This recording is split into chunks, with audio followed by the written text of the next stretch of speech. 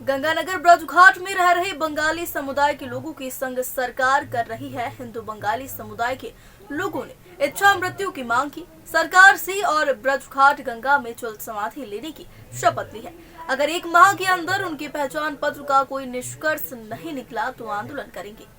कार्यक्रम के तहत बंगाली मूल के विस्थापित परिवार को गंगानगर ब्रजघाट में जमीन आवंटित की गई थी, परंतु बंगाली समुदाय के साथ तत्कालीन बीजेपी सरकार और पिछली कांग्रेस सरकार शोषण और प्रताड़ना के सिवाय कुछ नहीं किया। हिंदू बंगाली समुदाय के लोग अपनी पहचान पत्र के लिए पिछले 30 साल से संघर्ष कर रहे हैं, परंतु जिलाधिकारी रोकर इंटेलिजेंस और पुलिस प्रशासन की गलत रिपोर्ट होने के कारण उत्तर प्रदेश में रह रहे हैं। बंगाली हिंदुओं के संग शोषण हो रहे और उनके अधिकारियों से उनको वंचित किया जा रहा। अखिल भारतीय बंगाली एकता मंच के संस्थापक सुब्रत विश्वास ने कहा कि सरकार ने भेदभाव बंद नहीं किया तो उसका जिम्मेदार शासन और प्रशासन होगा।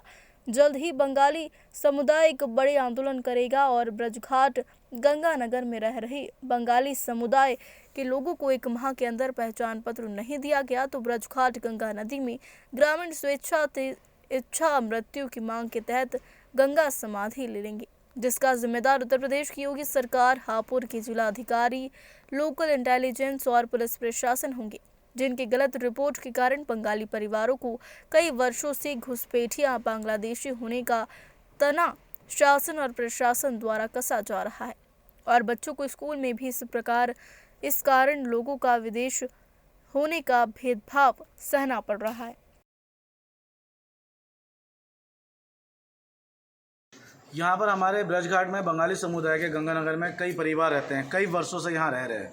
इनको कई बार इन लोगों के कई अलग अलग संस्थाओं के माध्यम से, कई अलग अलग संगठनों के माध्यम, सामाजिक संगठनों के माध्यम से इनका ज्ञापन शासन और प्रशासन को दिया गया है, परंतु शासन और प्रशासन, एलआईयू, जिला अधिकारी और कई अलग अलग महकमे सरकारी इन लोगों को पूरी पाकिस्तानी और गलत ठप्पा लगा के इन लोगों को प्रताड़ित करें, परेशान करें। इनके बच्चों को, रहने वाले जो बच्चे स्कूल पढ़ते हैं उनको बांग्लादेशी घुसपैठिया कहा जाता है, उनको असम्मान किया जाता है, इनको यहाँ से अधिकारियों से वंचित किया जाता है। जबकि 1947 की बाद जो आए बंगाली हैं 1971 के पहले, उन लोगों को भारत की नागरिकता देने की अपील इंदिरा गांधी ने भी की थी, परंतु उसके बावजूद भी कोई सुनवाई नहीं।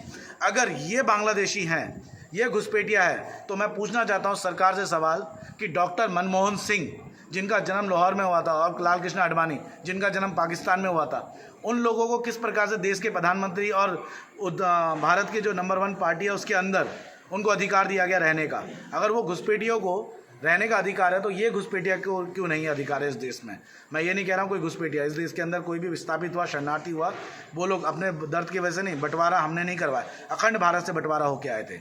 अगर इन लोगों को इनको अधिकार नहीं मिला तो इन लोगों ने फैसला लिया है कि 1 माह के बाद वो यहाँ पर ये क्या कहते हैं आपके ब्रजघाट में जल समाधि लेंगे, पूरा का पूरा गांव। ऐसे अपमानजनक किस प्रकार से रहेंगे ये बच्चे जो स्कूल जाते हैं, किस प्रकार से अपमान सहेंगे अगर इस चीज़ का कोई निर्धारण नहीं निकलता। और कहीं ना कहीं शासन और प्रशासन इसका बहुत बड़ा दोषी है, क्योंकि वो सुनवाई नहीं कर रहे इन गरीब परिवारों का, इन लोगों का नहीं सुनाया दे रहा है।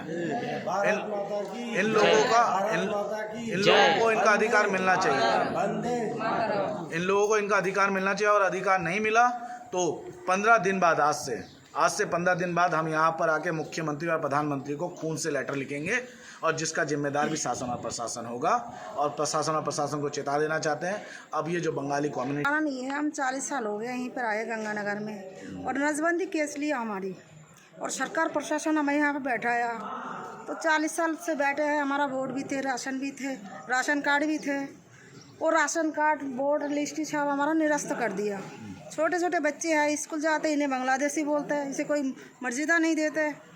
फिर हमें वोट नहीं है, राशन नहीं है। कितना कोरोना की टाइम सब जगह सरकार खाने को दिया, चावल दिया, आटा दिया, हमारे लिए नहीं कुछ है, नहीं हमारा वोट है, ना कुछ है। तो ऊपर से आदेश आएंगे तुम्हारा कर देंगे, पता नहीं आदेश कहाँ से आएंगे, कोई भगवान आदेश भेजेगा हमारे लिए। ये भारत में सब जगह वोट के अधिकार है, लेकिन हमारा वोट के अधिकार क्यों नहीं है? हमारा राशन कार्ड नहीं है, कोई अधिकार नहीं है। तो बहुत सारा दिया, हमारा चप्पल घिस गया, खुद हम कह रहे, हमें ज्ञापन देते थे, हमारे चप्पल घिस गया, लेकिन हमारा कभी वोट नहीं बना। इन्होंने आश्वासन दे रहा हम कर देंगे, हम कर देंगे, आज तक तो नहीं करा उन्होंने।